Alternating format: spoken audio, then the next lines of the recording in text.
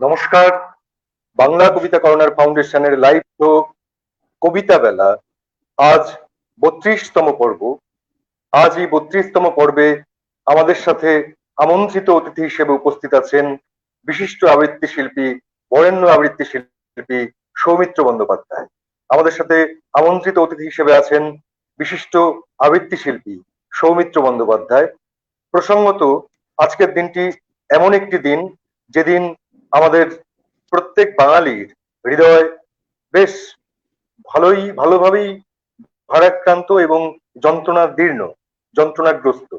আজ আমরা হারিয়েছি আমাদের বাঙালির আইকন সৌমিত্র চট্টোপাধ্যায়কে। অসম্ভব প্রাণপ্রিয় মানুষ, কবিতার মানুষ, নাটকের মানুষ, থিয়েটারের মানুষ, নাট্য নির্দেশক, চলচ্চিত্রাভিনেতা, অসাধারণ অভিনেতা, একজন আন্তর্জাতিক স্তরের অভিনেতা। তাকে আজকে আমরা হারিয়েছি। তার প্রতি বিনম্র চিত্তে প্রণতি জানাই। তার বিদেহী আত্মার প্রতি শ্রদ্ধা এবং প্রণাম জানিয়ে শুরু করছি আজকের লাইভ অনুষ্ঠান কবিতা বেলা। আমাদের সাথে আমন্ত্রিত অতিথি হিসেবে আছেন বিশিষ্ট আবৃত্তি শিল্পী, বরেণ্য আবৃত্তি শিল্পী, দীর্ঘদিন আবৃত্তি শিল্পের সাথে যুক্ত মানুষ সৌমিত্র বন্দ্যোপাধ্যায়। প্রথমেই চলে আসছি সৌমিত্র বন্দ্যোপাধ্যায়ের কাছে। নমস্কার দাদা। নমস্কার, আপনাদের সবাইকে আমার প্রণাম জানাই। বেশ, যারা দেখছেন, আপনারা যারা শুনছেন, যারা আমাদের এই অনুষ্ঠান বলুন। আপনারা যারা আমাদের এই অনুষ্ঠান প্রতিনিয়ত দেখেন, শোনেন, খোঁজ খবর রাখেন নিয়মিত, তাদের প্রত্যেককে ভালোবাসা, শুভেচ্ছা এবং প্রণতি জানিয়ে আজকের অনুষ্ঠান শুরু করছি। আপনারা জানেন যে আজকের আগে পর্যন্ত ৩১টি পর্বে আমাদের সাথে সংযুক্ত হয়েছিলেন বিভিন্ন দেশ থেকে, Bharatvarsha, Bangladesh, America, south Africa, UK, বিভিন্ন জায়গা থেকে, জর্জিয়া, টরেন্টো, বিভিন্ন জায়গা থেকে অনেক গুণী কৃতি মানুষ, নির্মলেন্দু গুণ থেকে শুরু করে মেধা বন্দ্যোপাধ্যায় পর্যন্ত, কাজল সুর, বিজয় লক্ষ্মী বর্মন, দেবেশ ঠাকুর, আরণ্যক বসু, সতীনাথ মুখোপাধ্যায়, শোভন সুন্দর বসু, বেলায়েত হোসেন, কত গুণী মানুষ, রত্না মিত্র, স্বপ্না দে, অনেক অনেক কৃতি মানুষ আমাদের সাথে সংযুক্ত হয়েছিলেন। এসেছিলেন দেবশঙ্কর হালদার, দেবেশ চট্টোপাধ্যায়, সুদীপ মুখোপাধ্যায়। আপনারা দেখেছেন সেই সমস্ত অনুষ্ঠান। আজকে আমাদের সাথে রয়েছেন গুণী কৃতি আবৃত্তি শিল্পী সৌমিত্র বন্দ্যোপাধ্যায়। আমরা চলে যাব তার কবিতার কাছে। আমাদের সাথে আছেন রীনা দেব। নমস্কার, ভালো থাকবেন। আমরা চলে আসছি সৌমিত্রদার কবিতার কাছে। নমস্কার, আপনাদের সবাইকে আমার প্রণাম জানিয়ে শুরু করছি, এবং কবিতা কর্নারকে আমার আন্তরিক অভিনন্দন জানাই যে আমার মতো একজন নগণ্য শিল্পীকে আপনারা আপনাদের এই অনুষ্ঠানের জন্য নির্বাচিত করেছেন। আজকের আমার এই অনুষ্ঠানটি আমি বিশিষ্ট অভিনেতা, বিশিষ্ট সব কি বলবো, ওনার কি গুণ ছিল না, শ্রী সৌমিত্র চট্টোপাধ্যায়কে আমি উৎসর্গ করছি। যেতে তো একদিন মানুষকে হয়, কিন্তু উনি দীর্ঘদিন ধরে অসুস্থও ছিলেন। কিন্তু যে কোনো মৃত্যুই দুঃখের, বিশেষ করে এইরকম একজন, মানে আমাদের বাঙালির যারা যারা এখনো বেঁচে আছেন, যাদেরকে নিয়ে আমরা গর্ববোধ করতে পারি, সেই রকম। তো আমি শুরু করি। আপনারা সবাই তাহলে এসে গিয়েছেন, দেখতে পাচ্ছি দু চারজন আসতে পারেননি। সেই নীল শার্ট পরা ভদ্রলোক গত সপ্তাহেও দেখেছিলাম, আজ আসেননি দেখছি। আর সেই যে ভদ্রলোক খুব চুরুট খেতেন, তাকেও কদিন দেখছি না। এরকম হতেই পারে, হয়েই থাকে। আপনারা যারা আজ এসেছেন, আপনাদের বলি, শুধু আশা নয়, ফিরে আসাও চাই। অল্প অল্প করে লোক কমে যাচ্ছে। আজ আর কোনো কথা নয়, শুধু মনে রাখবেন, আবার আসতে হবে। বাংলা কাব্যজগতে খুব অল্প কথায় খুব খুব চূড়ান্ত দর্শন এবং উইথ হিউমার, উইথ উইট যিনি লিখতে পারতেন তার নাম ছিল কবি তারাপদ রায়। এটা তারাপদ রায়ের কবিতার আবৃত্তি দিয়েই আমি শুরু করলাম। অসাধারণ আবৃত্তি। আমাদের সাথে আছেন কবিতার রীনা নাম দেব, আছেন কবিতা কথামাত্রিক, আছেন সোমনাথ নাথ। বলছেন এই কালবেলায় আবৃত্তি জেগে উঠুক। ঠিকই শবরী মুখার্জি আছেন বিশিষ্ট আবৃত্তি শিল্পী, আছেন অসীম ভট্টাচার্য, উনি প্রায়শই আমাদের অনুষ্ঠান দেখেন, শবরীদিও দেখেন। শবরীদি বাংলা কবিতা কর্নার ফাউন্ডেশনের পশ্চিমবঙ্গ শাখার সম্মাননীয় সদস্যা। অসীম ভট্টাচার্য আছেন, আরো অনেকে আসবেন, দেখবেন, অনুষ্ঠান শুনবেন। আশরাফ হায়দার বাংলাদেশ থেকে সংযুক্ত হয়েছেন, ঢাকা থেকে। অসংখ্য ভালোবাসা, শুভেচ্ছা। আরো অনেক মানুষের অপেক্ষায় আমরা রয়েছি আজ সৌমিত্র বন্দ্যোপাধ্যায়ের সাথে, বিশিষ্ট আবৃত্তি শিল্পী সৌমিত্র বন্দ্যোপাধ্যায়। আজ সৌমিত্র চট্টোপাধ্যায়ের প্রয়াণ দিবস। অসম্ভব একটা দলাপাকানো যন্ত্রণা হৃদয়ের মধ্যে ওঠানামা করছে। আমার একটা স্বপ্ন ছিল সৌমিত্র চট্টোপাধ্যায়কে নিয়ে একটু অনুষ্ঠান করব। আমার একটা স্বপ্ন ছিল বাংলা কবিতা কর্নার ফাউন্ডেশনের যে কোনো বড় আয়োজনে সৌমিত্র চট্টোপাধ্যায়কে একবার আনবো, কিন্তু এই আশা দুরাশায় রয়ে গেল। এই আশা আর কোনোদিনই বাস্তবে সম্ভব হওয়ার রইল না। বুকটা ভেতরে ভেতরে নড়ে যাচ্ছে, কেঁপে উঠছে। আমার ভালোবাসার স্বপ্নের হিরোকে হারিয়ে ফেললাম। ছোটবেলার স্বপ্ন দেখেছি যে সমস্ত মানুষদের মধ্যে দিয়ে, সেই সৌমিত্র চট্টোপাধ্যায়কে আজকে হারিয়েছি। এই বেদনা আমার, আপনার সকলের।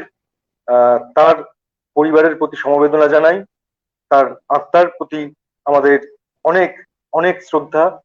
তিনি যেখানেই থাকুন আমাদের মধ্যে চিরকাল বেঁচে থাকবেন।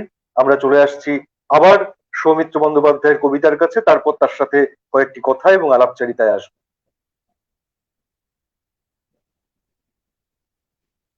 হ্যাঁ, আপনি যেটা বলছিলেন আর কি, আজকে আমাদের খুব দুঃখের দিন, কষ্টের দিন, অন্ধকারের দিন। কিন্তু মানুষের মৃত্যুর পর আমরা তাকে সবচেয়ে বেশি শ্রদ্ধা জানাতে পারি যদি তিনি যেরকম ভাবে কাজ করে গেছেন, আমাদের সাংস্কৃতিক জগৎকে যেভাবে উন্নত করতে চেষ্টা করে গেছেন, আমরা যদি সেইটা ভালোভাবে করতে পারি তবেই আমার মনে হয় তার প্রতি শ্রদ্ধা জানানো আরো ভালো করে হয়। কালকে কালীপুজো গেছে, আজকে দীপাবলি। আমি, আহ, রবীন্দ্রনাথ ঠাকুরের একটা কবিতা আবৃত্তি করে শোনাচ্ছি।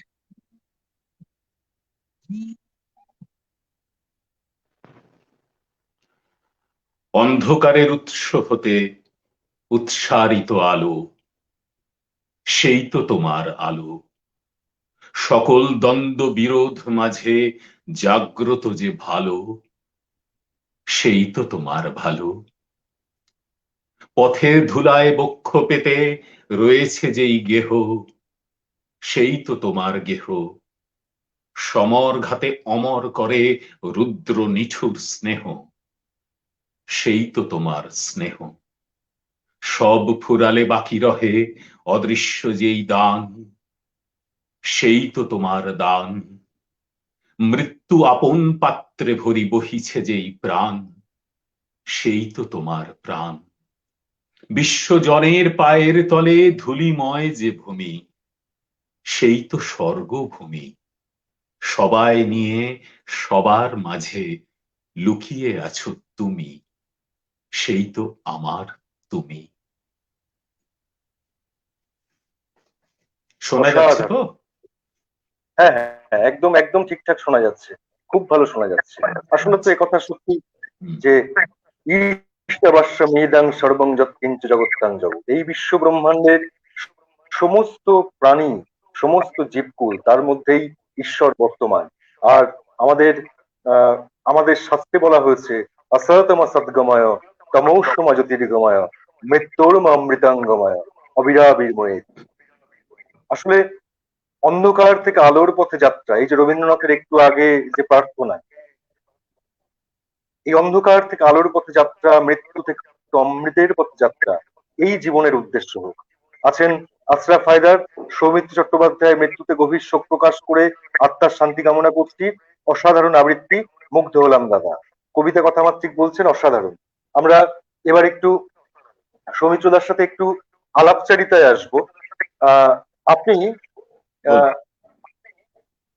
আপনি প্রথম কোন সময় থেকে অনুভব করলেন যে কবিতার সাথে আপনার একটা গাঁটছড়া বন্ধন হতে চলেছে, এবং সেইটা নিয়ে আপনি এগোবেন, একটু একটু করে চর্চায় থাকবেন, এইটা আপনি কবে থেকে মোটামুটি স্থির করলেন, এবং কিভাবে সেই দিন থেকে আজকের দিন পর্যন্ত এই পথ চলাটা এগোতে থাকলো, সেটা নিয়ে যদি আমাদেরকে একটু বলেন।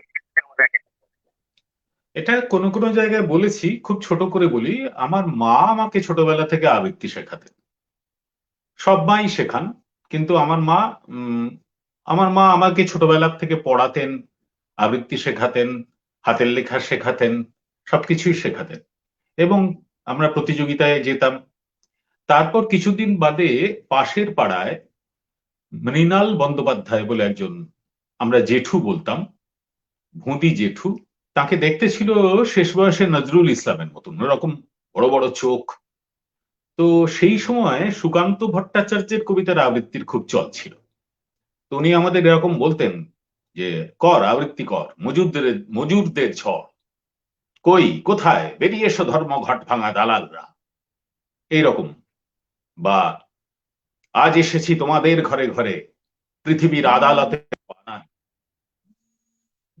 তো এইরকম ওনার কাছে শিখতে শিখতে শিখতে শিখতে তারপর আমরা একটা ছোটখাটো ওনার আহ, নেতৃত্বে দলও গঠন করেছিলাম, কাব্যালোক বলে।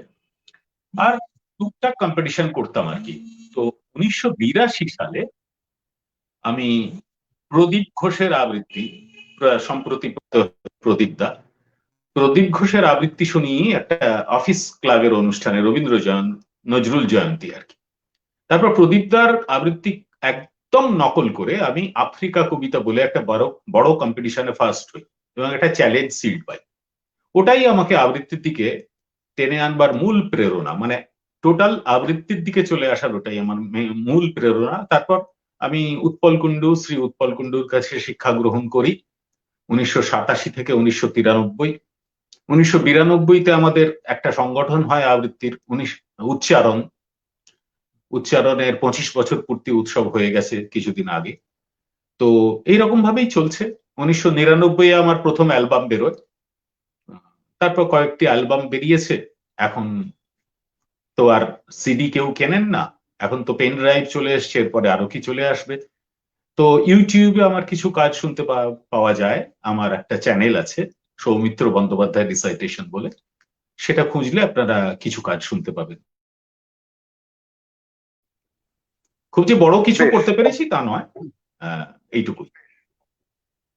তার মানে আপনার জীবনে আপনার মায়ের একটা অদ্ভুত ভূমিকা আপনাকে প্রথম থেকেই আহ একটা ভিত তৈরি করে দিয়েছিল, প্রথম থেকেই আপনার মায়ের ভূমিকা।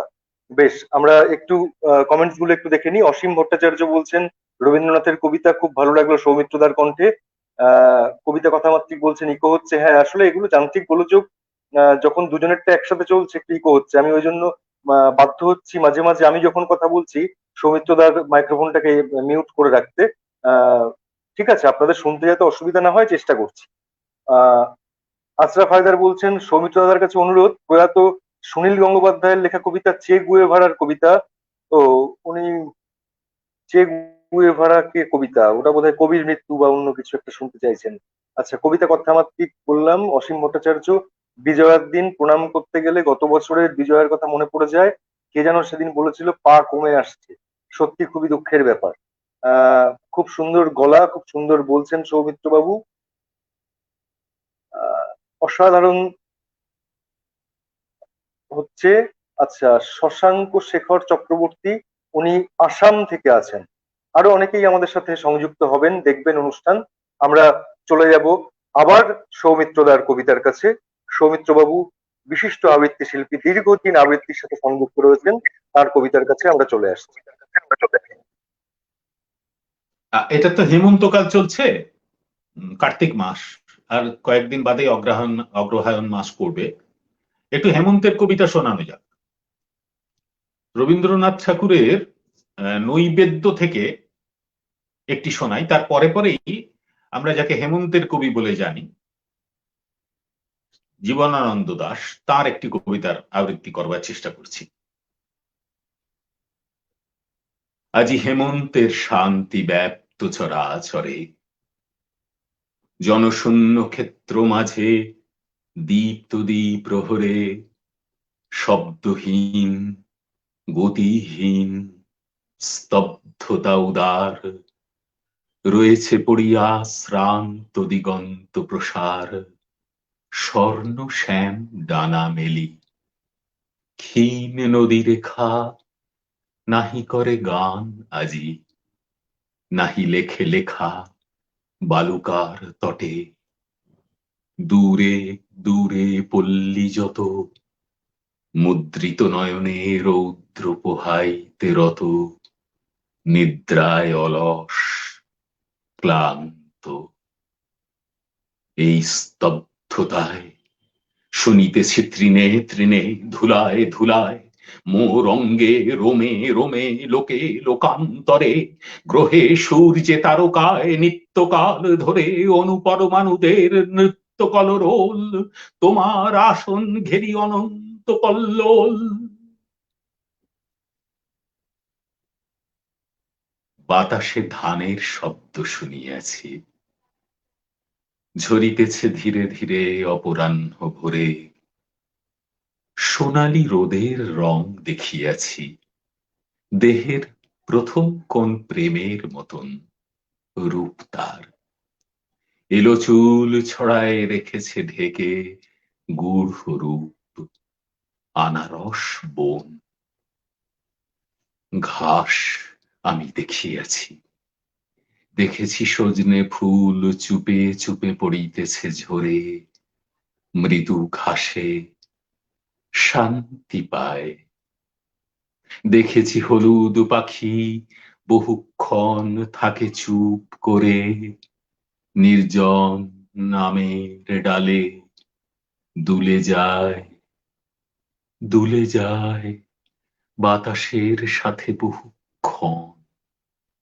শুধু কথা গান নয়, নীরবতা রচিতেছে আমাদের সবের জীবন, বুঝিয়াছি। সুপুরীর সারিগুনো দিন রাত হাওয়ায় উঠিতে আছে নড়ে, দিন রাত কথা কয়, ক্ষীরের মতন ফুল বুকে ধরে। তাদের উৎসব ফুরায় না, মাছরাঙাটির সাথী মরে গেছে, তবু ওই পাখিটির নীল লাল কমলা রঙের ডানা স্ফুট হয়ে ভাসে আম নিম জামরুলে, প্রসন্ন প্রাণের স্রোত। প্রশ্ন নাই, অশ্রু নাই কিছু, ঝিলমিল ডানা নিয়ে উড়ে যায় আকাশের থেকে দূর আকাশের পিছু। চেয়ে দেখি ঘুম নাই, অশ্রু নাই, প্রশ্ন নাই, বট ফল গন্ধ মাখা ঘাসে। দুটোই হেমন্তের নির্জনতার কথা বলা হচ্ছে। এরপরেই আপনারা মানে আপনি একটু লক্ষ্য করুন, এরপরেই জীবনানন্দ দাশের আরেকটি কবিতার আমি আবৃত্তি করছি, শেষের দিকে লেখা পাণ্ডুলিপির কবিতা থেকে। দেখুন ওনার ভাষাটা কিরকম পাল্টে যাচ্ছে। শুরুতে শুনলে মনে হবে যেন এটা জীবনানন্দের কবিতা নয়। চিরদিন শহরেই থাকি, পড়ে থাকি পাটের আড়তে, করি কেরানির কাজ, শুভে লাভে যদি কোনো মতে দিন যায় চলে, আকাশের তলে নক্ষত্রেরা কয় কোন কথা, জ্যোৎস্নায় প্রাণের জড়তা ব্যথা কেন পায়, সেসব খবর নিয়ে কাজ কিবা। হায়, বিয়ে হয়েছিল কবে, মরে গেছে বউ, যদিও মহুয়া গাছে ফুটে ওঠে মৌ, একবার ঝরে গেলে তবু তারপর মহুয়া মহুয়া শুধু, কেরানির ঘর কেরানির ঘর শুধু। হায়, জীবনের গল্প শুধু একবার আসে, শুধু একবার নীল কুয়াশায় নিঃশেষে ফুরায়। দেবতা খুঁজি না আমি, তীর্থ করি না কো, তোমরা ঠাকুর নিয়ে থাকো, তবু আমি একবার ছুটি পেয়ে বেড়াবার তরে গেলাম খানিকটা দূর তারকেশ্বরে। গভীর অসাধ নিয়ে গাঢ় অনিচ্ছায় ট্রেনে আমি চড়িলাম। হায়, কলরবে ধুলোয় ধোঁয়ায় সাধ করে কেবা মিছে যায়। জানি না ঈশ্বর কেবা, জানি শুধু ভুখা ভগবান। দিন রাত পাপক্ষয় করে পাবো ত্রাণ। তারপর একদিন নিমতলা ঘাটে কিংবা কাশী মিত্রের তল্লাটে পড়ে রব। তবুও যখন আমি ঢের রাতে ফিরিলাম ঘর, বুকে জাগে সেই দেশ তারকেশ্বর। দেবতারে কে খুঁজেছে অবসন্ন ধুলোর জগতে? অসংখ্য ভিড়ের মাঝে আমি একখানা মুখ দেখে গিয়েছি যে থামি। কবে যেন তারে দেখিয়াছি সিংহের মূর্তির পাশে। এসিরিয়া ব্যাবিলনে তাহারে ফেলেছি দেখে, দেখেছি মিশরে ইসিসের ঘরে। সারাদিন দিনমান আজ এই তারকেশ্বরে আবার তাহারে দেখিলাম। আহা, ধানসিঁড়ি নদীটির বিকেল বেলার মৌন জলে বেতের ফলের মতো যেই চোখ, যেই রূপ গধূলির ধরা দেয় পৃথিবীর নীরব আঁচলে। দেখিলাম তাহা, আবার তাহার রূপ দেখিলাম। আহা।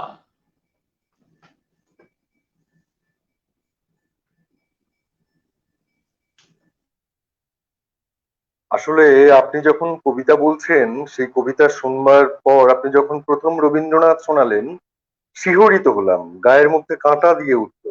তারপর আপনি জীবনানন্দ দাশে চলে আসলেন, অদ্ভুত ভাবে মোহিত হলাম। তারপর আপনি পাণ্ডুলিপি থেকে জীবনানন্দের যেটি শোনালেন, আমার সৌভাগ্য, আজকে আমি কবিতাটি প্রথম শুনলাম। আমি ভীষণভাবে জীবনানন্দ প্রেমী এবং খুব ভালোবাসি কবি হিসেবে তাকে। আমার কবিতার মধ্যে অনেকেই বলেন জীবনানন্দ দাশের অনেক প্রভাব আছে। আমার স্বীকার করতেও তাতে কোনো লজ্জা নেই। আমি জীবনানন্দ দাশকে ভালোবাসি, তার লেখা, তার ভাবনা আমাকে ভাবায়, আমি খুব তার দ্বারা প্রভাবিত। কিন্তু এই কবিতাটি আমি জানতাম না, এই কবিতাটি আমি প্রথম জানলাম। আর আপনি যেভাবে কবিতা উচ্চারণ করছেন, তারপরে আমার আর একটুও কথা বলতে ইচ্ছা করছে না। আমার শুধু মনে হচ্ছে আপনি শুধু কবিতা শুনিয়েই যান, আর আমি শুধু কবিতা শুনেই যাই। অনেক দর্শক সেই একই কথা বলছেন, তারা আমাকে আজকে এখান থেকে তাড়িয়ে দেবে মনে হচ্ছে। তারা বলছেন যে শুধু কবিতা শুনতে চাই আর কবিতা শুনতে চাই। জলি বিশ্বাস, তিনি বলছেন ভীষণ সুন্দর, অসাধারণ। পারভিন জাহানারা আমাদের অনুষ্ঠান প্রতিদিন দেখেন, খুব গুণী মানুষ। তিনি বলছেন সৌমিত্র দাকে আমার প্রণাম। স্বাতী ঘোষাল বলছেন আহা কি গভীর উচ্চারণ। অসীম ভট্টাচার্য বলছেন বাহ, দারুণ সুন্দর কণ্ঠ, দারুণ সৌমিত্র দা। জীবনানন্দ দাশের আরো কয়েকটা হয়ে যাক। মৌমিতা সরকার বলছেন সমৃদ্ধ হচ্ছি। সৌমিত্র দা কবিতা কথামাত্রিক বলছেন, এত সাবলীল চলা কণ্ঠের মাধ্যমে আসলে সত্যি।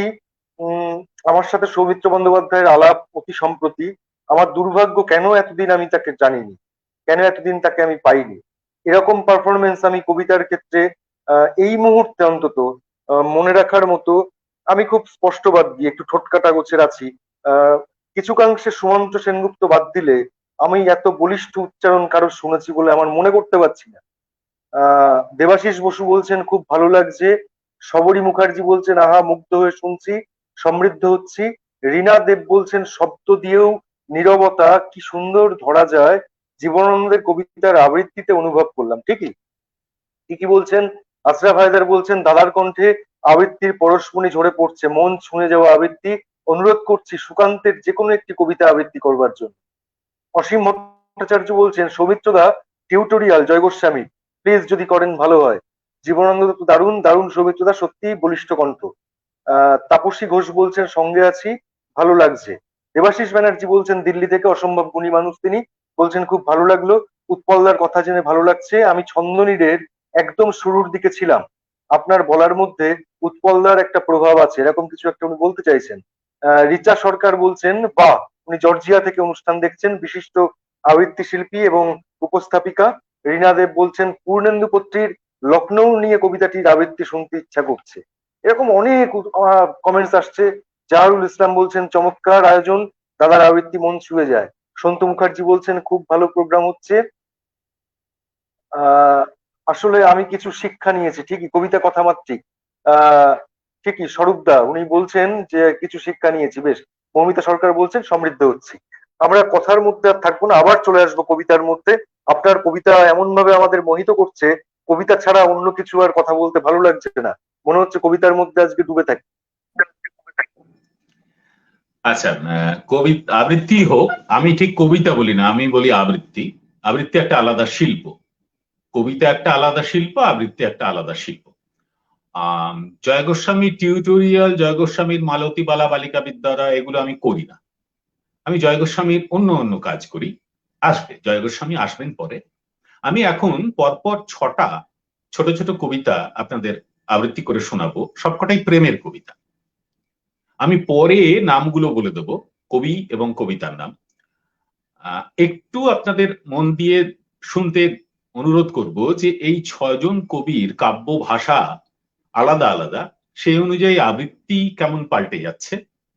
তার সঙ্গে এটা বলতে চাইছি যে একজন শিল্পী যখন আবৃত্তি করেন তখন সেটা যেন তার আবৃত্তি হয়ে ওঠে, তার নিজের কথা হয়ে ওঠে। এই 6টা কবিতাতেই কিন্তু আমি আছি। শুরু করি রবীন্দ্রনাথ ঠাকুরকে দিয়ে। চাঁদের সাথে চকরির, নলিনী সাথে তপনের, মেঘের সাথে বিজুরির, প্রণয় শুধু স্বপনের। সেসব চোখে চোখে কথা, সেসব মহাগোপনতা, লুকানো কত ছল ভরা, কাহার কাছে কবে কোথা প্রথমে পড়েছিল ধরা। তখন মহাত্রিভুবন না এত সাবধানে খসিয়া যেত আবরণ আকারে ভাবে গীতে গানে। তখন যদি মধুরাতে করিত খেলা তরুলতা, পরের দিনে কবি গীতে রটিয়া যেত সেবারতা। ভ্রমর যদি পথ ভুলে বসিত কভু কেয়া ফুলে, অমনি ঘরে ঘরে তাহা নিমেষে হতো জানা জানি। জগৎ পুরাকালে আহা ছিল না এত সাবধানী। একদা কবে মধুরাতি মলয় উঠেছিল মাতি, ভ্রমর গুনগুন গানে বলিয়া গেল কানে কানে। চতুর্পিক দিকে দিকে রটায় দিল কুহুতানে, পাপিয়া তারি কাছে শিখে বনের সভা মাঝখানে কাহিল মহাকলরবে, শুনো গো শুনো শুনো সবে। চাঁদের সাথে চকরির, নলিনীর সাথে তপনের, মেঘের সাথে বিজুরির, প্রণয় অতি গোপনের। শুনিয়া যত নর নারী উঠিল হাসি সারি সারি, কহিল বৃথা ছল করা, সবাই পড়িয়াছে ধরা। কহিল আসি কাছে আসি, কহিল আসি কাছে কাছে, কত যে কথা রটিয়াছে। কহিল চোখে চোখে চাহি, গোপন আর কিছু নাহি। কহিল হাতে হাত রাখি, কেন যে বৃথা ঢাকা ঢাকি। মালাটি করি অর্পণ, কহিল সুখে মুখ চুমি। পড়িল ধরা ত্রিভুবন, পড়িল ধরা আমি তুমি। এরপরেই আসছি কবি অপূর্ব দত্তর কবিতায়। মুগ্ধ হতে চেয়েছিলাম বলেই সেদিন, মুগ্ধ হতে চেয়েছিলাম বলেই বোধ হয় এই জীবনে মুগ্ধ হওয়া আর হলো না। স্পর্শ করে দেখেনি, তাও আগুন ছুঁয়ে দেখার লোভে ঝাঁপিয়েছিলাম দুচোখ বুঝে। এর ওর কাছে ফোন নাম্বার খোঁজ করেছি, ভুজুং ভাজুং ব্যাখ্যা দিয়ে কাটিয়ে গেছি। এটাও জানি তোমার সঙ্গে ভাব জমাতে অনেকেই তো আমার চেয়ে মোর ফ্যানাটিক, তা সত্ত্বেও হাল ছাড়েনি। খোঁজ রাখতাম কখন কোথায় কার বাড়িতে যাচ্ছ তুমি, কোন দিন কোন পোশাক এবং কেমন করে চুল বেঁধেছ, কাঁধে কি ব্যাগ তাও দেখতাম। সেদিন যখন বৃষ্টি মাথায় জল ডিঙোলে, বাঁ হাত দিয়ে আলতো উঁচু করলে শাড়ি, সমুদ্র নীল সিনথেটিকের তলায় যখন চমকে দিল তোমার দুটো পায়ের পাতা, মোড়ের মাথায় চায়ের ঠেকে দরমা দিয়ে দেখেই আমার চুল থেকে পা ঝলসে গেল। মুগ্ধ হতে চেয়েছিলাম বলেই সেদিন নিট খেয়েছি একটা পাইন্ট, মাইরি বলছি। মুগ্ধ হবার লোভে এখন পা টলমল, বাঁ তালুতে আও মেরে জান, 10টা ডিজিট। কি আশ্চর্য, তোমারও হাচ, ঘরে বাইরে 69, হাচ টু হাচ মাত্র 30। 98304526। আরে ধুস, সালা চার্জ, স্ক্রিনটা ভ্যানিশ। পায়ের পাতা ভাবতে ভাবতে ফুরিয়ে গেল কবির জীবন, মুগ্ধ হওয়া আর হলো না। এবার একটা হিন্দি গান খুব জনপ্রিয় ছবিতে গাওয়া হয়েছিল, গেয়েছিলেন আমার, যাদেরকে আমি বস বলি, তাদের মধ্যে একজন, মানে কিশোর কুমার। কিন্তু গানটা শুনে এবং গানটার পিকচারাইজেশন দেখে আমার মনে হয়েছিল যে এটা যদি আবৃত্তি করা যায় কেমন হয়, একটু চেষ্টা করি। कैसे कहे हम, प्यार ने हमको क्या क्या खेल दिखाए, यूं शर्माई किस्मत हमसे, खुद से हम शर्माए। बागों को तो पतझड़ लूटे, लुटा हमें बहार ने, दुनिया मरती मौत से लेकिन मारा हमको प्यार ने। अपना वो हाल है बीच सफर में जैसे कोई लुट जाए, तुम क्या जानो क्या चाहा था, क्या लेकर आए हम, टूटे सपने घायल नग में, कुछ शोले कुछ शबनम।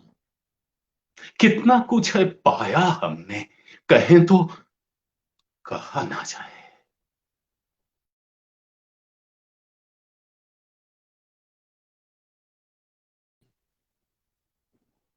अपनों ने हमको इतना सताया, रोए तो रो ना सके हम। अब तो करो कुछ ऐसा यारो, होश ना हमको आए, यूं शर्माई किस्मत हमसे, खुद से हम शर्माए। এরপর কবি শঙ্খ ঘোষ। এই কবিতাটি এমন একটি কবিতা যে কবি যেমন লিখেছেন সেটি পড়ে দিলেই মনে হয় যেন আবৃত্তি হয়ে যায়। এমন কথা বলি না যে সমস্তটাই ভুল, না পাওয়াকেও অনেকখানি বড় ভাবছি তা না, বিন্দু বিন্দু শিশির নামে নিঃস্ব ঘাসের গায়ে, এমন না যে সে সঞ্চয়ের দাম ছিল না জানা। একটা কথা বলেছিলাম অনেক দিন সে হলো, কোথায় যে তা পড়ে রইল রাগ রক্তহীন। এমন না যে সে লাঞ্ছনাই বইছি অবিরত, আজকে কেবল তার থেকে চাই একটুখানি ঋণ। একা একাই বেড়ে উঠল সেই কথাটার প্রাণ, ফেরানো সেই কথায় আমার বানিয়ে নেব মঠ। মিথ্যে হবে সমস্তটাই অসংযোগে, তবু এমন কথা বলবো না যে ঠিক ছিল না পথ। এরপরে এরপরে আমি একটু মানে যেসব কবির কবিতা আবৃত্তি হয় না সেগুলো করবার চেষ্টা করি। কবি অরুণ মিত্র, এ এক গলা লটকানো সময় ভুজঙ্গধরের সাথে দেখা হলো, তা সে প্রমোদার সঙ্গে কি প্রমোদ হলো তা না বলে প্রেম তত্ত্ব ব্যাখ্যা করলো। আরে বাবা, প্রেম তত্ত্ব আর আমাকে বুঝিও না, আমাকে হারামজাদা শুয়োরের বাচ্চা বলে ভালোবেসেছে কত প্রেমিক তা তো তোমরা জানো না।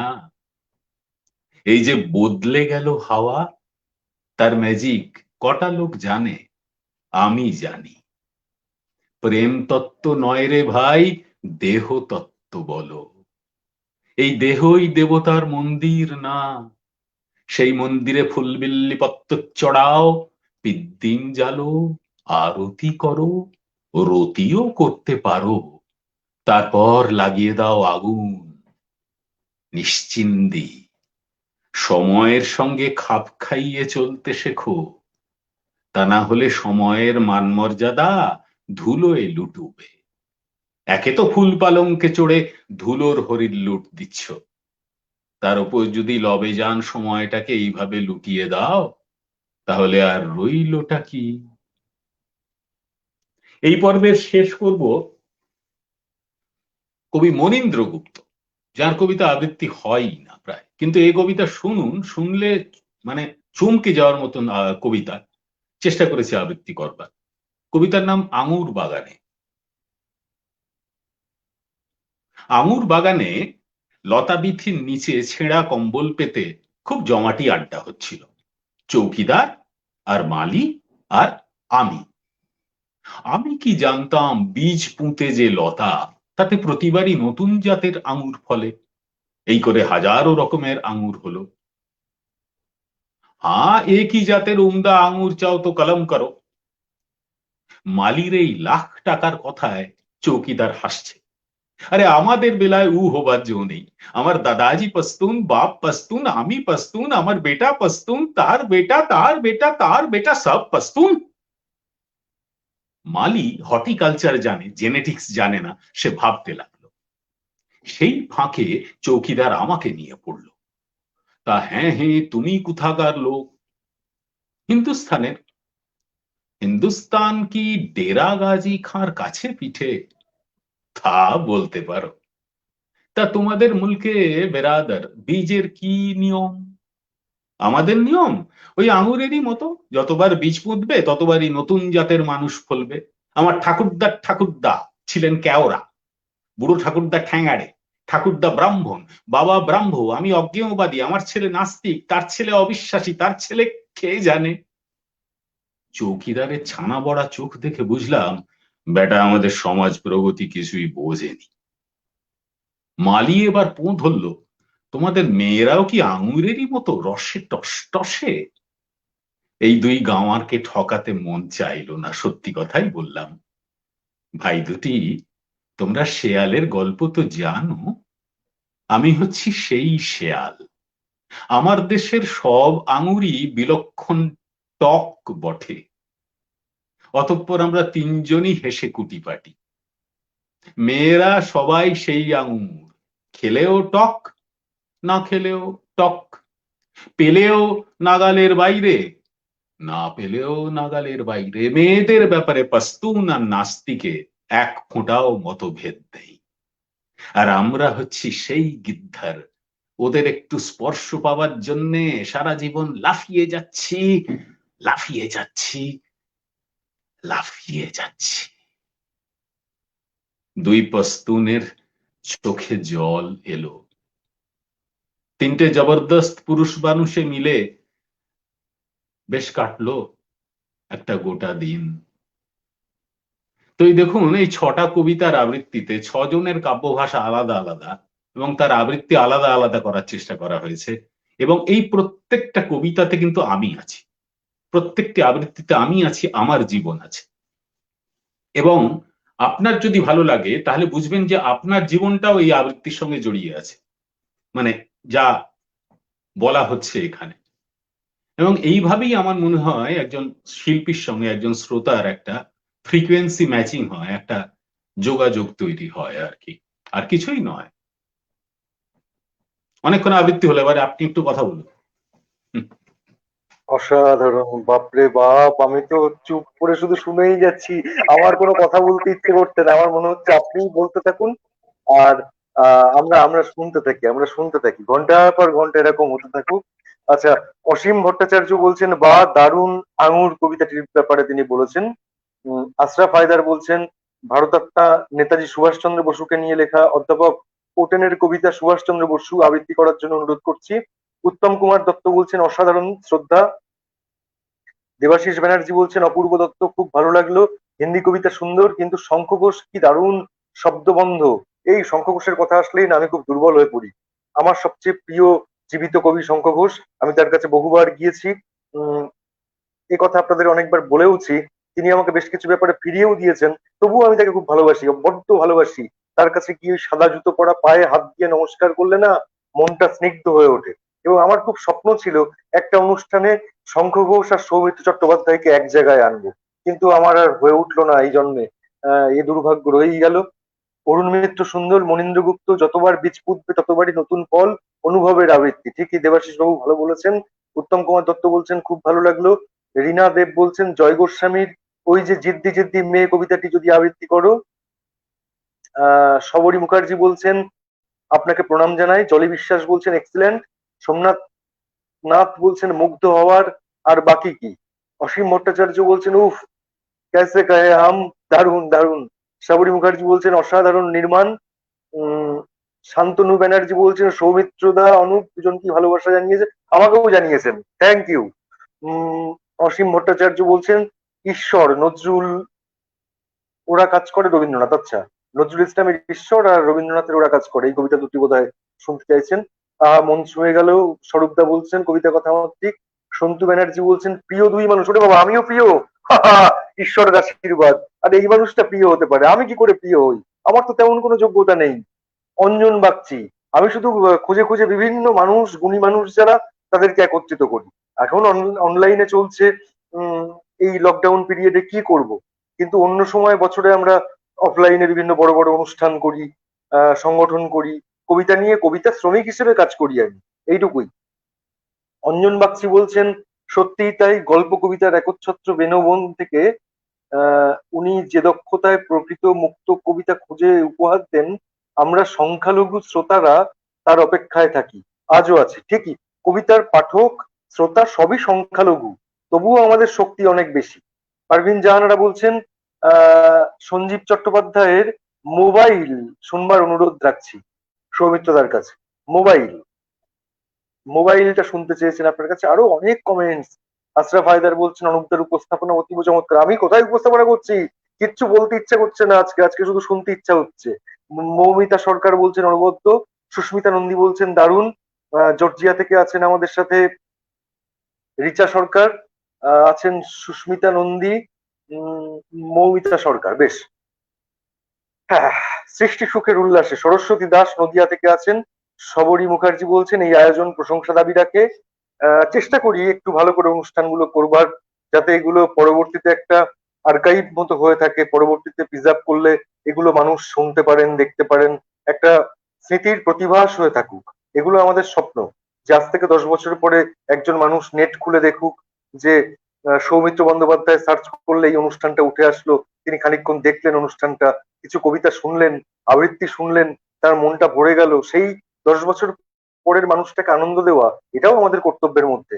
অসীম ভট্টাচার্য বলছেন সত্যি অনুপ্তা না হলে কবিতা কি জানতাম না। না দাদা এত কিছু না, ঠিক আছে। দেবাশিস ব্যানার্জি বলছেন এই অনলাইনে আপনি একটা খুব ভালো কাজ করছেন, এইভাবে বাংলা কবিতার কাছে নিয়মিত আসার সুযোগ সবাই পায় না। ঠিকই, এটা একটা আহ আসলে আমাদের পক্ষে একটু সুবিধাজনক হয়েছে যে অনেক বড় বড় মানুষ, তাদেরকে মঞ্চে আনা অনেক সমস্যা হয়, কিন্তু অনলাইনে আমরা তাদেরকে একটু কাছাকাছি পেয়ে যাচ্ছি তাদের একটু অবসর সময়। বেশ, আমরা আবার কবিতার কাছে চলে আসব। তার আগে এবার একটু আপনার কাছে বলবো, উম আপনি তো অনেক বছর কবিতার সাথে আছেন।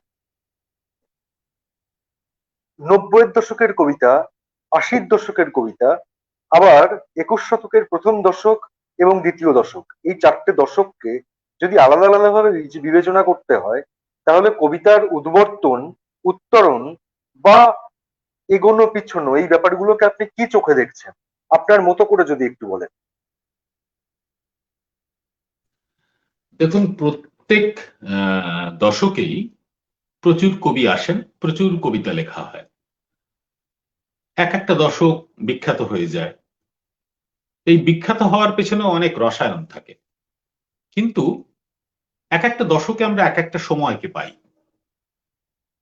আমরা ধরুন 90-এর দশক, 80-র দশক যে কবিতাগুলো পেতাম, তার পরবর্তীকালে যেসব কবিতা পাচ্ছি, তার মধ্যেও বেশ ভালো ভালো কিছু কবিতা আসছে।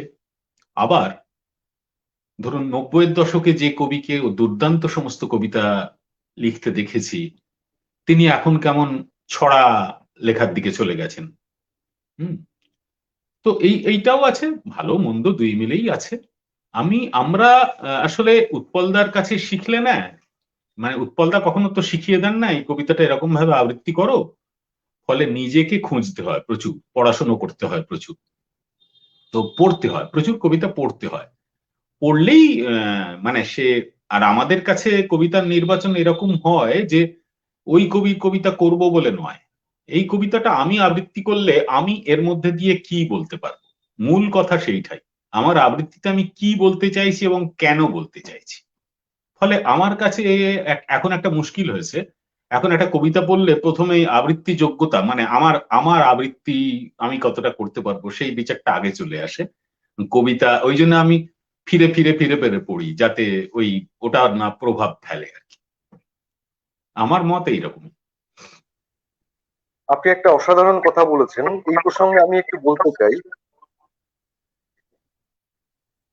সেটা হচ্ছে, অনেক মানুষ বলেন সব কবিতা আবৃত্তিযোগ্য নয়, কিন্তু একজন কবি হিসেবে আমি বিশ্বাস করি, এবং একটু আধটু আবৃত্তি করার শখ আমার আছে, আমি পারি না খুব ভালো, কিন্তু চেষ্টা করি, মানে কবিতাগুলো উচ্চারণ করতে, বেশি সংখ্যক মানুষের কাছে পৌঁছিয়ে নিয়ে যেতে, এই চেষ্টাটা আমি করি। এবং বিদেশে কবিরাই কিন্তু আবৃত্তি করেন, সেখানে আলাদা করে এলোকিউশনিস্ট বলে আলাদা করে কোনো ব্যাপারটা কিন্তু নেই, সেখানে কবিরাই এককভাবে এলোকিউশনিস্ট। আমাদের এখানে আবৃত্তি শিল্পী, কণ্ঠশিল্পী, বাচিক শিল্পী, এরকম কিছু বিভাজন বা আলাদা আলাদা নির্মাণ আছে। যাই হোক, তা ঘটনা হচ্ছে, কবি হিসেবে আমার একটা জিনিস মনে হয়, সেটা হচ্ছে সমস্ত কবিতাই আবৃত্তিযোগ্য যদি আবৃত্তি করা যায়।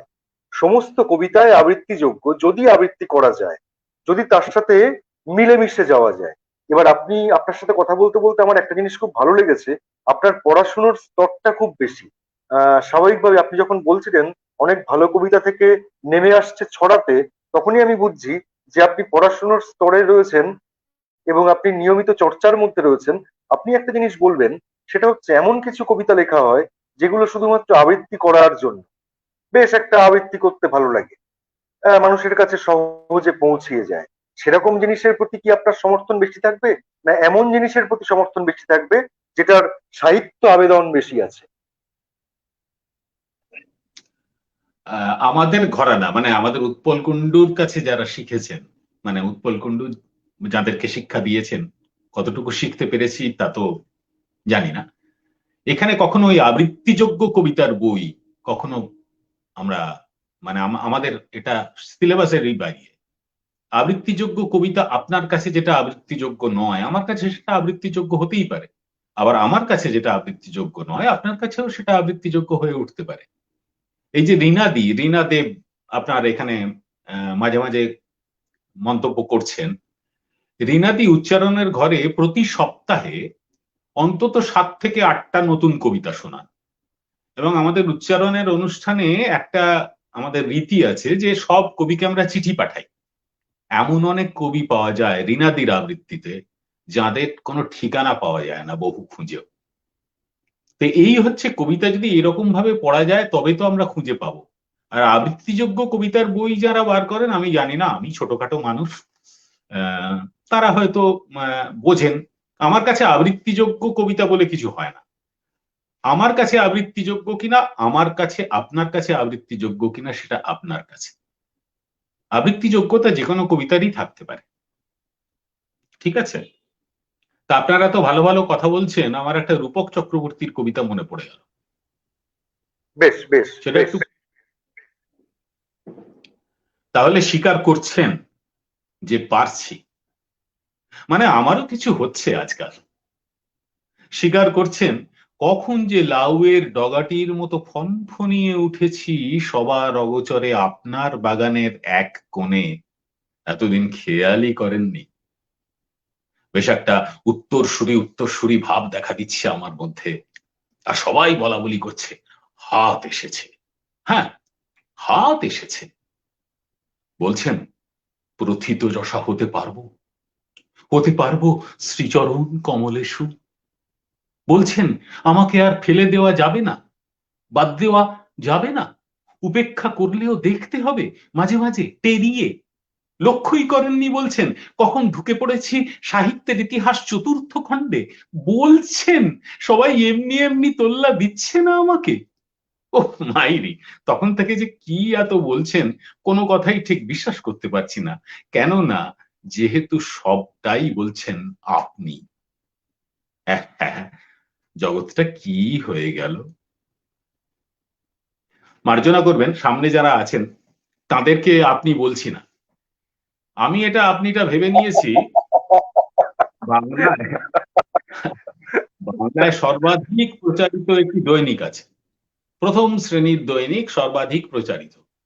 তার শনিবারের একটা সাপ্লিমেন্টারি পাতা থাকে, সেখানে দেখবেন অনেকের অনেক অনুষ্ঠানের রিভিউ বেরোয়। সেগুলো সব বার করার রসায়ন আছে আর কি।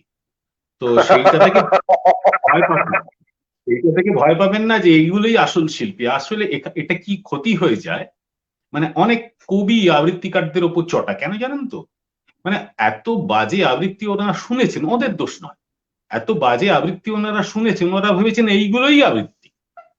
আসলে কবিদেরও যেমন একটা দায় আছে, যারা সিরিয়াস কাজ করেন, যারা আবৃত্তি নিয়ে সাধনা করেন, পড়াশুনো করেন, তাদের কাজ শুনে নেবার, তেমনি আবৃত্তিকারদেরও একটা দায় আছে কবির কাছে, মানে কবির কাছে প্রাথমিক ঋণ স্বীকার করে নেওয়া। কিন্তু এই বিতৃষ্ণাটা এসছে ওই বাজে কাজ শোনার থেকে। আপনি যদি সেই কাগজটি পড়ে ঠিক করে নেন যে ইনি হচ্ছেন যে দারুণ আসল শিল্পী, তাহলে আপনার হয়ে গেল। হম একজন বিখ্যাত গায়ক বলেছিলেন, এককালের বিখ্যাত গায়ক, মানে কিছুদিন আগেকারই, বলছেন আমরা হচ্ছি 2 বছরের খদ্দের, 2 বছর পরে আমরা হারিয়ে যাব। খুব সত্যি কথা বলেছেন। আজও দেখুন পাড়ায় পাড়ায় পুজোর প্যান্ডেলে বান্না দে বাজে, সতীনাথ মুখোপাধ্যায় বাজে, হ্যাঁ, শ্যামল মিত্র বাজে, মানবেন্দ্র মুখোপাধ্যায় বাজে, সন্ধ্যা মুখোপাধ্যায় বাজে, লতা মঙ্গেশকর বাজে। সম্প্রতি যেসব গান হয়েছে বাজে না কিন্তু। আজও বিজয়া দশমীর পর পাড়ায় পাড়ায় আমরা যেসব অনুষ্ঠান শুনতে পাই, তাতেও ম্যায় হু ডন বা যারা আমলা পাগলা দিবানা, কবেকার গান। আসলে আপনি থেকে যাবেন কিনা সেটা বিচার করবে মহাকাল, ও বিচারের হাত কারণ নেই। অনেক কথা বলা হলো, আরেকটা অন্য রকমের কবিতা শোনাই, মানে কবি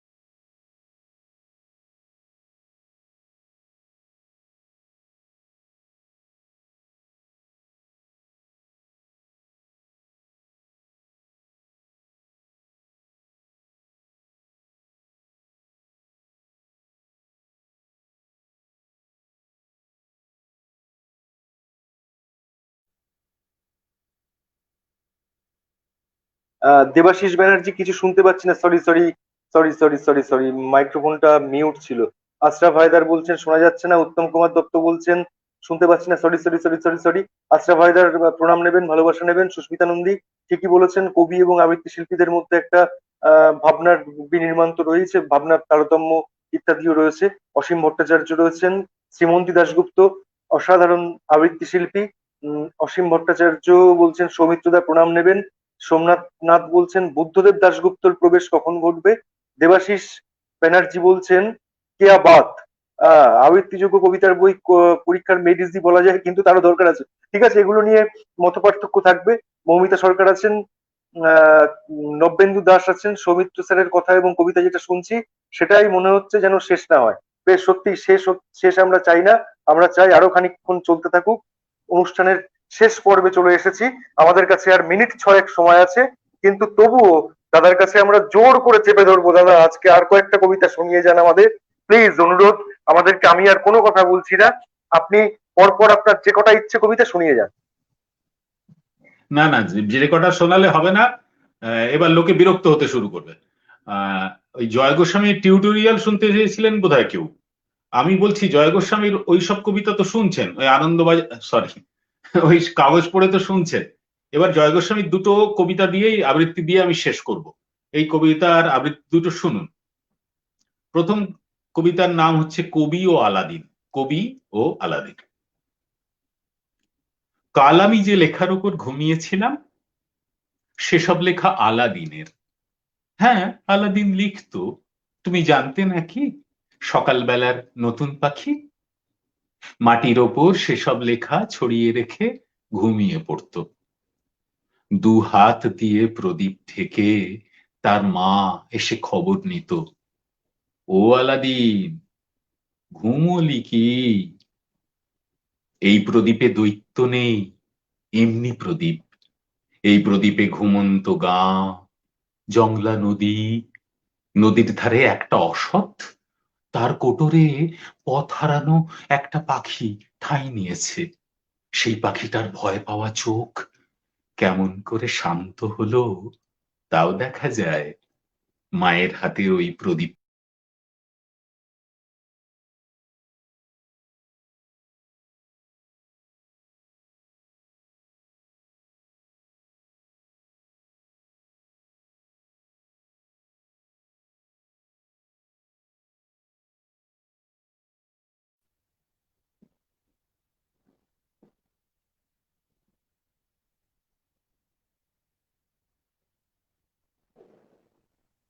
একটু যান্ত্রিক গোলযোগ ঘটেছিল বোধহয়। আহ দাদা শুনতে পাচ্ছেন?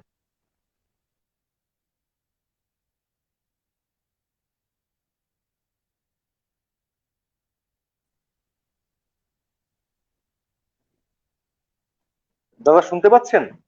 একটু যান্ত্রিক গোলযোগ ঘটছে বোধহয়, নেটের কোনো হ্যাঁ হ্যাঁ, সমস্যা হচ্ছে বোধহয়। কাটা কাটা আসছে কথাগুলো। ঠিক আছে, ঠিক হুম, আছে, আপনি শোনান, আপনি শোনান। আমার এখানে তো নেটের পুরো সিগন্যালই দেখাচ্ছে, জানি না। ঠিক আছে, আপনি আপনি শোনান, আপনি শোনান। হ্যাঁ, আমি কিন্তু ব্ল্যাঙ্ক দেখছি, মানে কোনো ছবি নেই। না, আপনাকে দেখা যাচ্ছে। আচ্ছা, আমি তাহলে বলি। হ্যাঁ, হ্যাঁ। সেই পাখিটার ভয় পাওয়া চোখ কেমন করে শান্ত হলো তাও দেখা যায় মায়ের হাতের ওই প্রদীপে চোখ রাখলে। ও আলাদিন, ঘুমোলি কি? খবর নিয়ে মা ঘুমোতো নিজের ঘরে। মাটির ওপর সেসব লেখা ছড়িয়ে রেখে আলাদিন তো লম্বা তখন। সেই সুযোগে ও সব লেখা জানলা দিয়ে উড়ে বেরোয়। কেউ গালিচা, কেউ বা মিনার, কেউ বা পরী। ওড়নাটাকে ডানার মতো ছড়িয়ে দিয়ে উড়ছে পাখি। সকালবেলার নতুন পাখি, তোমার বুঝি হিংসে হচ্ছে? হোককে, শোনো। মিনার ওঠে দুলতে দুলতে আকাশ চূড়ায়, দুলতে দুলতে মুকুট খসায়, মুকুট থেকে সারা শরীর, অত বড় শরীরখানা ঝরতে ঝরতে জোনাক জলা বিন্দু হলো। দূরবীনে কি গ্যালিলিও দেখতে পেতেন ওদের? হুম হুম, গ্যালিলিওর সঙ্গে আবার আলাদিনের ভাবসাব নেই। কিন্তু সেসব অন্য গল্প, পরে বলবো। এদিকে সে গালছে তখন ভাসতে ভাসতে নামছে মরুভূমির মধ্যে। যেই না মরুর ঠান্ডা বালি স্পর্শ করলো, অমনি জানো সে গালছে না, সমুদ্র ঢেউ। মরুর বালি ভাসিয়ে নিয়ে ছোট্ট তারা ফুটকি করে ছড়িয়ে দিল আকাশে ফের। পরী তখন, ওড়না পরা সেই পরীটা উড়তে উড়তে চাঁদের কাছে পৌঁছে গেছে। ওড়না ছুঁড়ে চাঁদকে বেঁধে নিয়ে চলল পিছন পিছন। গালচে ভরা সমুদ্র তার শেষ কিনারে, শেষের পরেও আরেকটু শেষ, তার ওধারে কি আছে তা কেউ জানে না। কিন্তু পরী দুহাত মেলে ঝাঁপ দিল, আর শূন্য, শূন্যই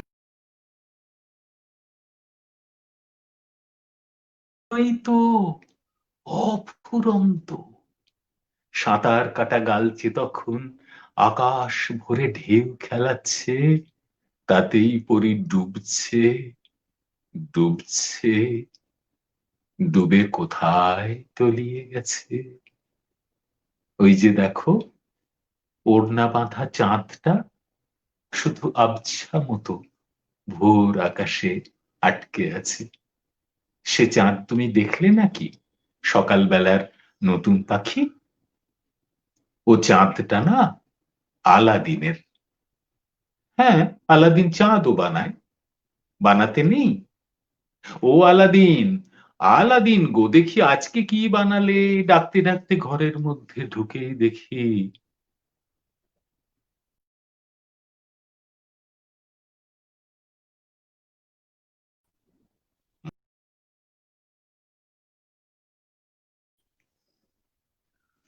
আচ্ছা, আমি কিন্তু কিছু দেখতে পাচ্ছি না। না না, অসুবিধা অসুবিধা নেই, অসাধারণ লাগছে। আচ্ছা, এবার এবার বেশিরভাগ দর্শক শ্রোতা যারা এবার শেষ আছেন, করি তাহলে। হ্যাঁ দর্শক শ্রোতা এবার সবাই শেষ বলছেন করি, শেষ হ্যাঁ। না করতে। আচ্ছা আচ্ছা। না না, আচ্ছা শেষ করতে হবে, নাহলে কিছুক্ষণ বাদে বলবেন যে এবার শেষ করি জয় গোস্বামীর একটা কবিতা দিয়েই, আবৃত্তি দিয়েই শেষ করি কবিতা।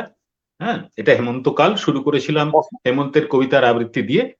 হেমন্তের কবিতার আবৃত্তি অসীম দিয়ে শেষ হোক। ভট্টাচার্য, উত্তম কুমার দত্ত এরা সবাই বলছেন শেষ করবেন না প্লিজ, আরো আরো শুনতে চাই। আরো আরো চলতে থাকুক, দেবাশিস ব্যানার্জি বলছেন। আপনারা সকলে ভালো থাকুন। আমরা আবারও কখনো সৌমিত্রদাকে আমাদের মধ্যে পাবো, এবং আমাদের স্টেজে যখন অনুষ্ঠান হবে, কথা দিচ্ছি সৌমিত্রদাকে আমি যেভাবেই হোক স্টেজের অনুষ্ঠানে আনবো, যদি উনি গড়রাজি না হন। ঠিক আছে, সে পরে দেখা যাবে, এখন প্যান্ডেমিক চলছে। আমি শেষ করি এবার জয় গোস্বামী একটি কবিতার আবৃত্তি দিয়ে। হ্যাঁ বালির নৌকো বাড়ি ফিরছে, বালির নৌকো বাড়ি ফিরছে, নিভে আসছে দিনের আলো।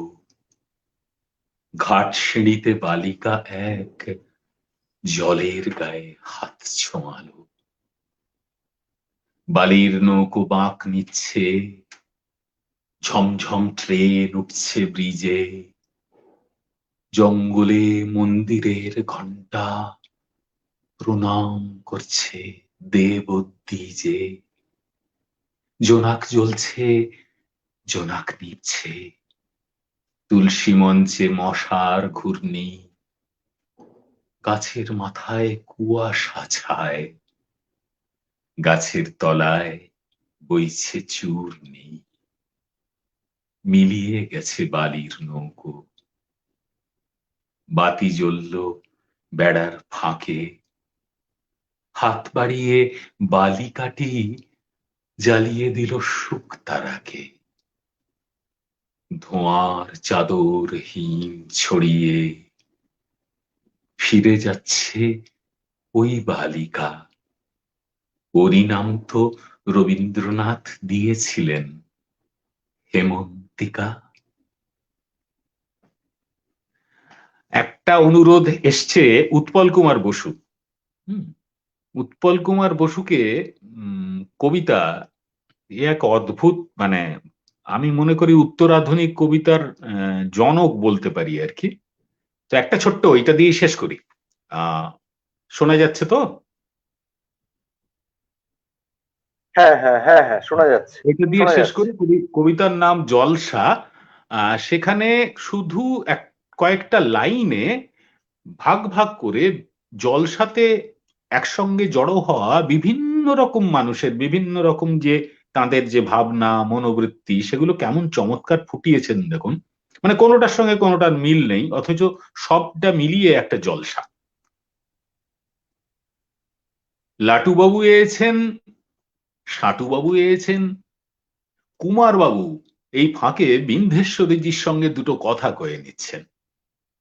হা, সেই কেসটার কি হলো? লোকে এখনো মনে রেখেছে দেখছি। ছায়ানট, সুরফাক্তা, ইধর কমাল উধর।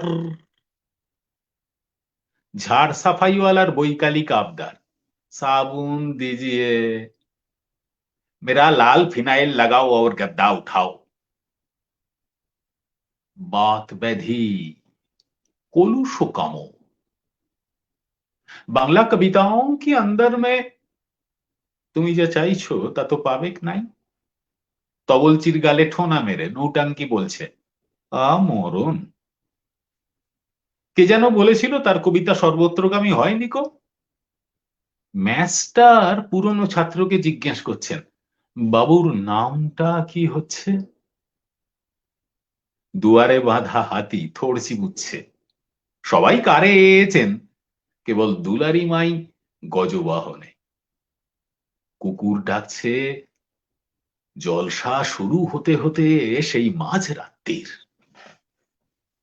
শেষ করছি, জলসা শুরু হতে এখন মাঝরাত্রির। এখন আপনারা সন্ধ্যের একটা ওই আগে প্রথম যারা যেসব শিল্পী থাকেন না তাদের অনুষ্ঠান শুনলেন। আপনাদের সবাইকে আমার প্রণাম। সবাই কামনা করি সবাই ভালো থাকুন, কিন্তু আমি আমার নিজের ছবি দেখতে জানাই, আমার ধন্যবাদ জানাই কবিতা কর্নার ফাউন্ডেশনকে, শ্রী অনুপ কুশলকে। আর যারা শুনেছেন তাদের প্রতি আমার কৃতজ্ঞতা জানাই। ধন্যবাদ, নমস্কার।